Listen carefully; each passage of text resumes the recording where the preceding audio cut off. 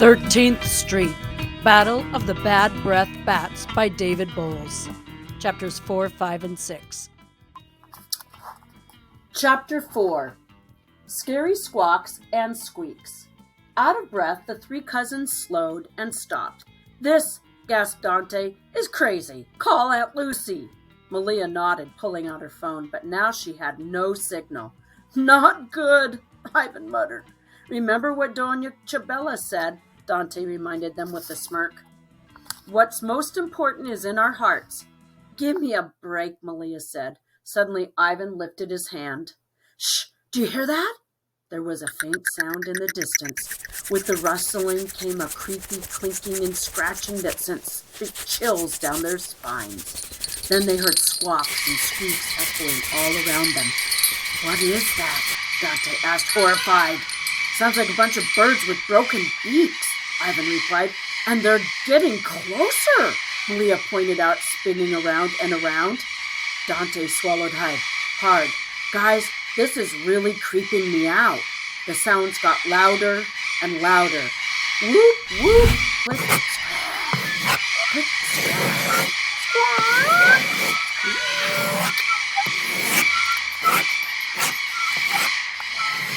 The kids backed up until their butts bumped into a building.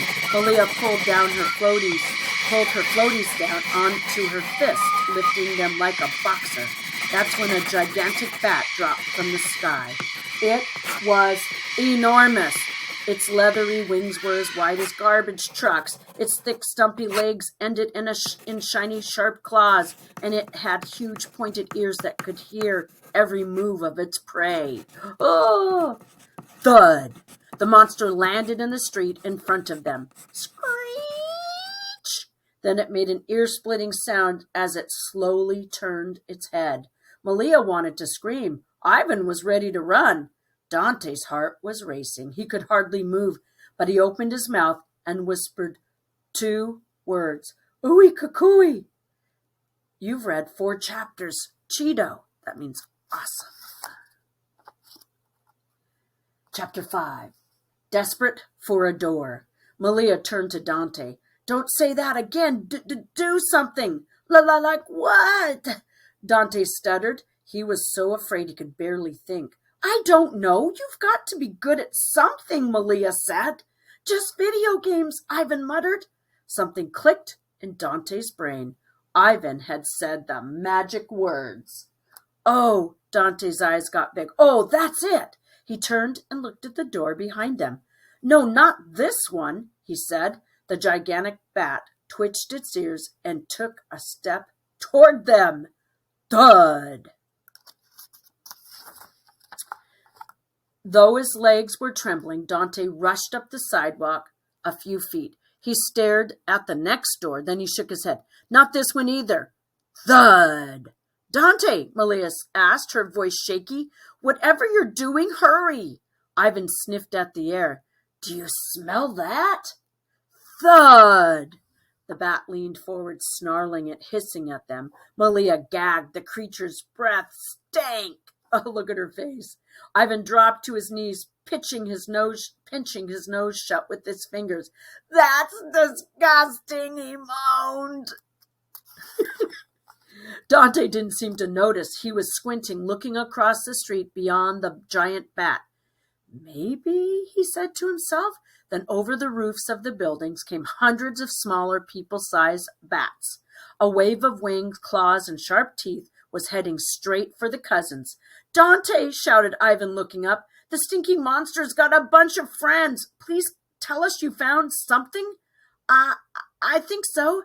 You know how some games mark doors you can go through, like with a green light versus a red one? Well, across the street there are 2 doors with the exact same symbol. It might mean we can open them."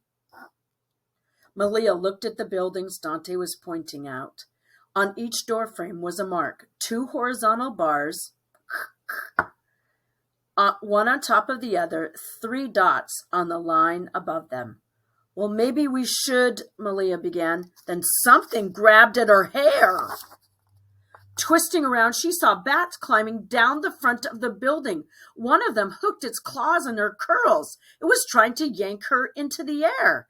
Nasty bat breath spilled all over her.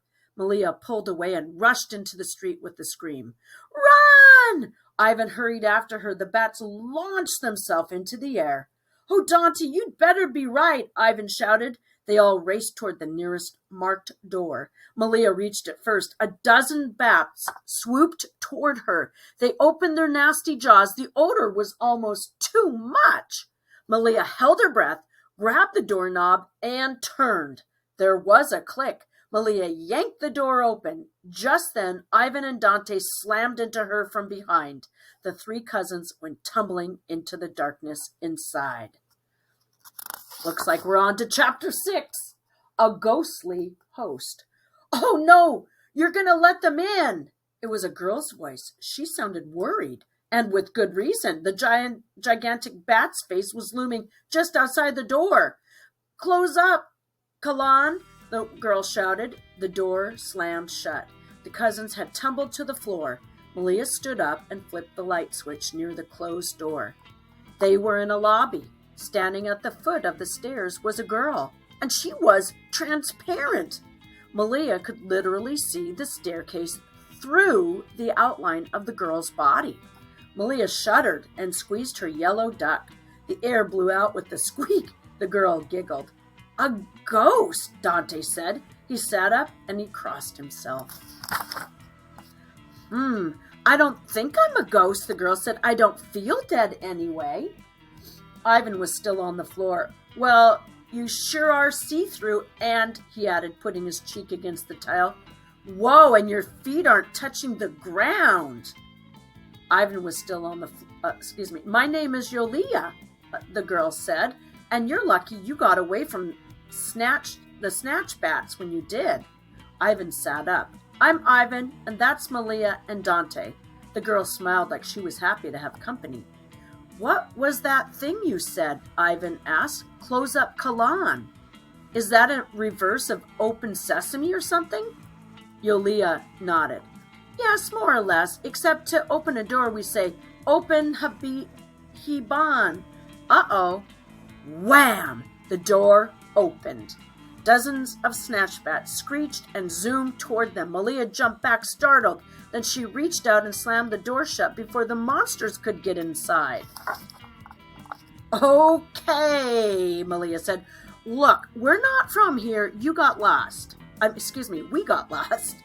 I'm not from here either, Yoliya said, tears forming in her eyes. I don't remember where I'm from.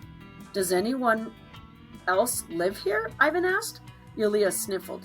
Not in this building. I do have neighbors, though, who... But can you help us escape? Malia interrupted. There's only one way off 13th Street, Yoliya said. Defeat the threat. Then a portal back to your world will open. Ah, Dante exclaimed. You have to level up. Yes, you have just read 2 more chapters, even with bats chasing you. And later on, we'll be on to chapter 7. In the book, 13th Street, Battle of the Bad Breath Bats. Now we know why it's named that. You may want to read other 13th Street books. The next one is The Fire-Breathing Ferret Fiasco by David Bowles. And he's also written My Two Border Towns. You may try to find it in our library.